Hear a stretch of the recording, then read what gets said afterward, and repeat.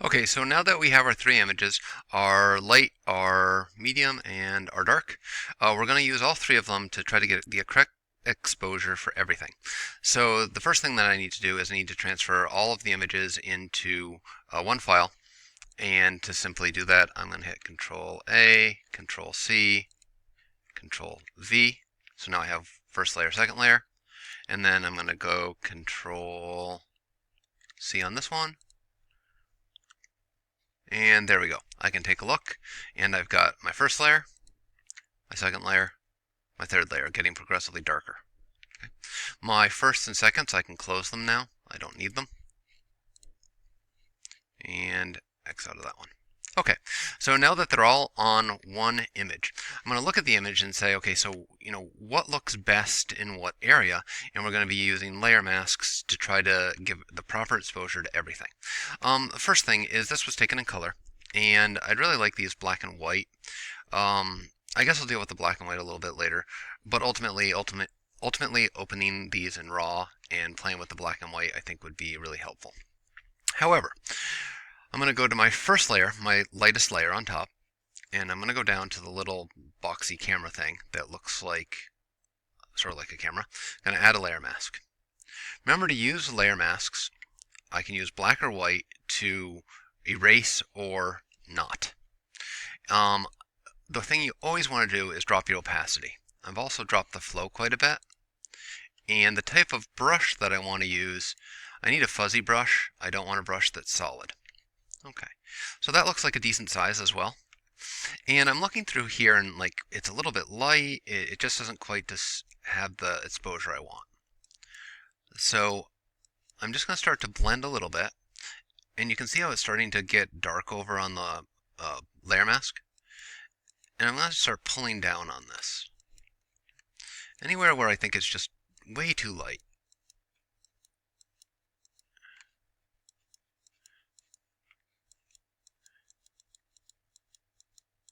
Okay, and that looks okay.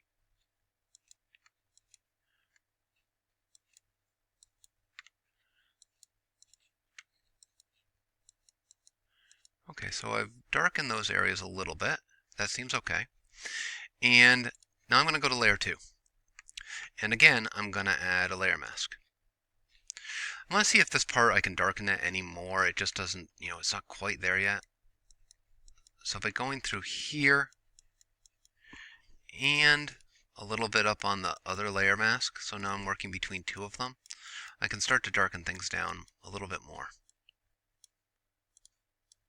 It's kind of like painting.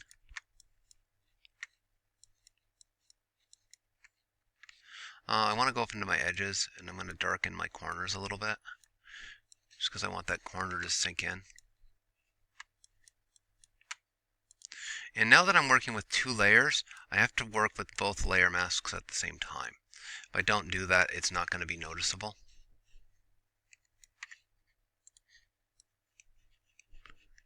And I know it's subtle changes, but this is something that can really make a piece look better. Still a little bit too light in there, although at this point it's the contrast that's causing me some trouble, so I might have to go back and deal with that in a different way later. So let's see what we had.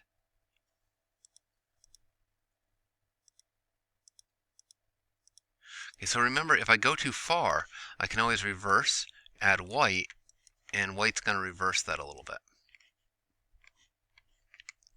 Okay, so at this point, I'm going to add a mask to this layer in general, but the first thing I'm going to do is I'm going to duplicate it. Okay, I'm going to take the layer mask and I'm going to chuck it.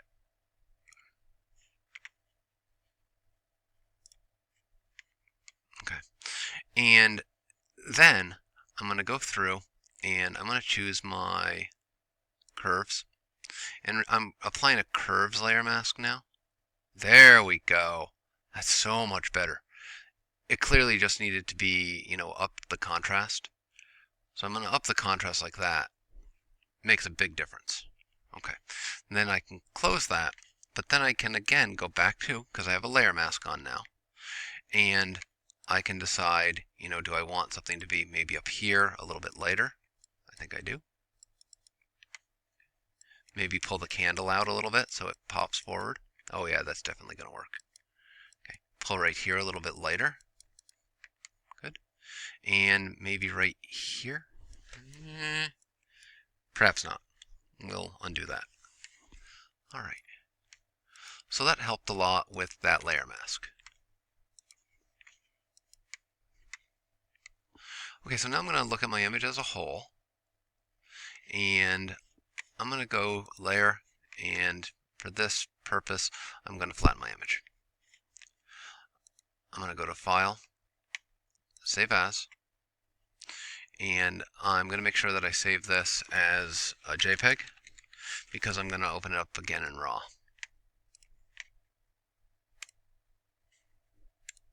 Okay.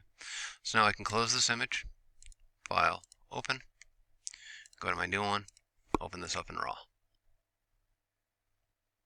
Okay, as it opens in RAW, this time I want to go for black and white. Alright, so let's see what we can do by adjusting the values in black and white to begin with. And I'm really trying to give this thing form, so to a degree I want to exaggerate the shadows.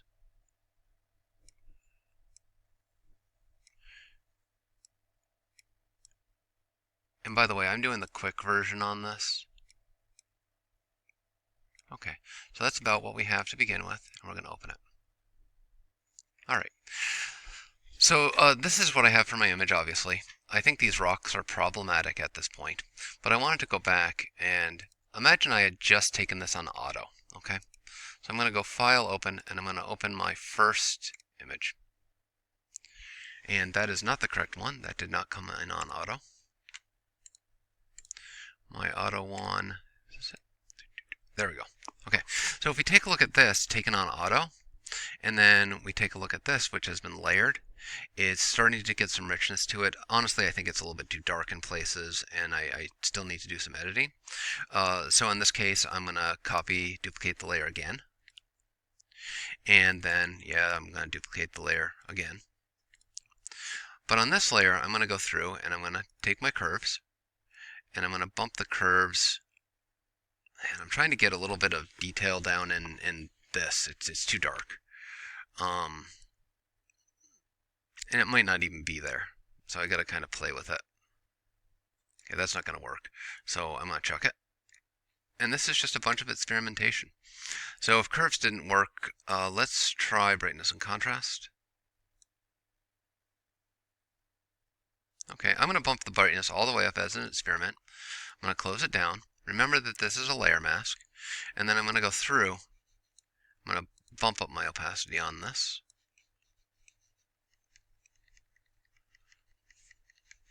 But I'm not going to do this on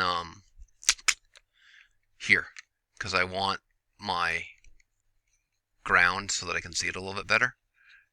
I think that's better. There we go. So basically I get to decide what I want to be dark and what I don't. So I'll go dark in the corners a little bit.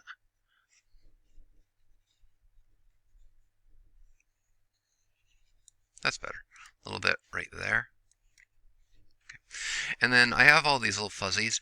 Remember that if you want to get rid of all the fuzzies, what I need to do is I need to go to Layer and I have to flatten it first. And then I'm just going to go to the Band-Aid tool, make it bigger,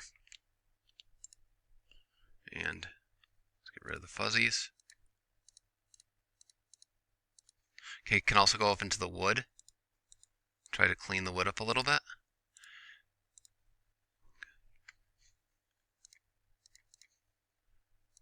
Okay.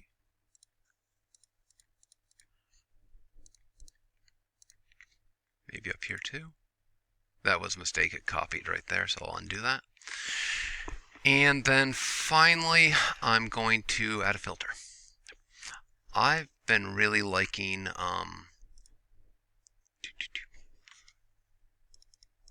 not that one. I've been really liking paint dabs lately, but not light and rough, just simple. And I'm going to drop the brush size. It's going to make it look quasi-painterly. And How sharp do we want that? We're going to drop the sharpness quite a bit.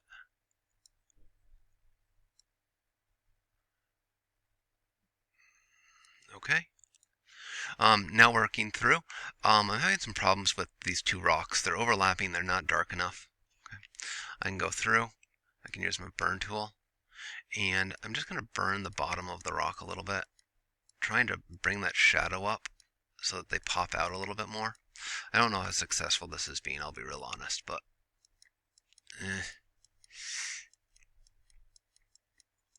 okay, that's not working so great. I really don't like those rocks. In retrospect, I think I'd remove them. So that's just kind of the basic editing, and there are a billion other things you can do.